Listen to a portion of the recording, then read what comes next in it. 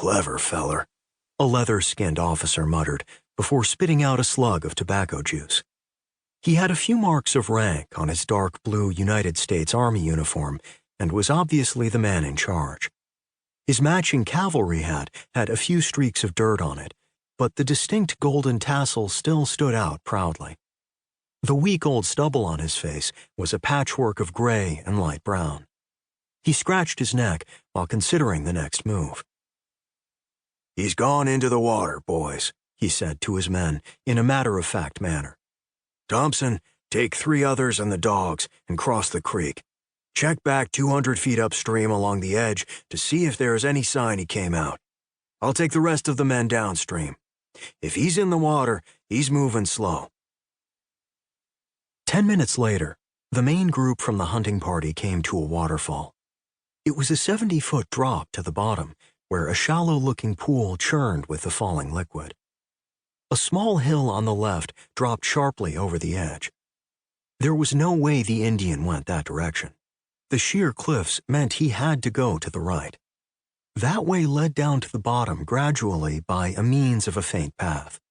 A cold spray shot up both sides of the falls, all the way up to where the men were standing. "Sir, if he went over, I doubt he survived," a young soldier chimed in, half hoping their running was done for the day. The keen leader didn't buy it. This Indian had been far too smart to come so far and then just fall over a cliff. "He didn't go over, Private. Men, get down there and search the area. Someone get into that pool and check every inch of the bottom. Check the ground surrounding it, too. If he came out of there, I want to know where. We can't let him get away." The soldiers took off immediately, heading down by way of the paths to the right of the falls.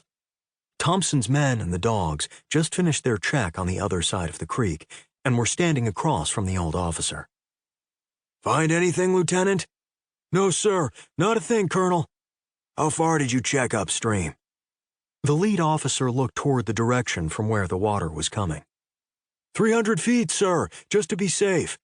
Thompson's voice was firm. The colonel frowned, then turned his head and spit the other direction.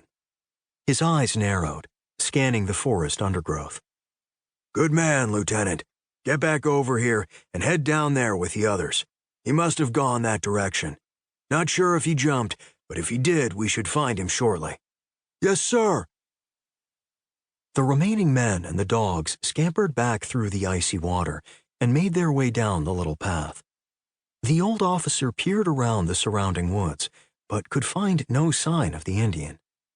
Deliberately, he turned and stalked down the trail to join his soldiers at the bottom. Crouching in the dark, the Indian waited anxiously. The soldiers chasing him had surely not seen where he had gone.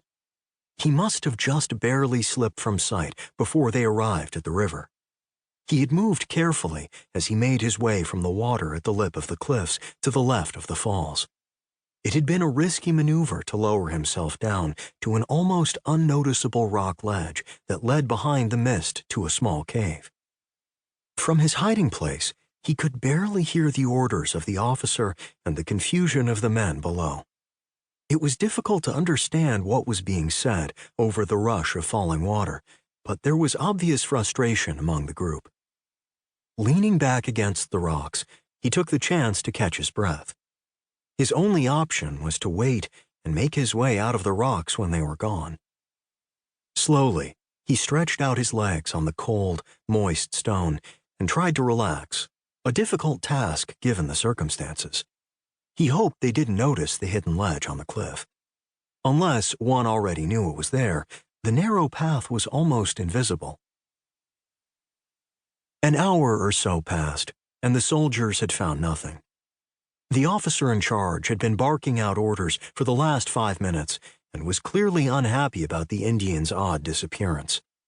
From behind the mist and falling water, he could make out that the blurry shapes of the soldiers were taking off farther downstream.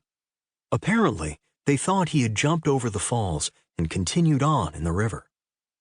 Again, he laid his head back on the satchel and let himself fall into an exhausted sleep, confident that the immediate threat was gone.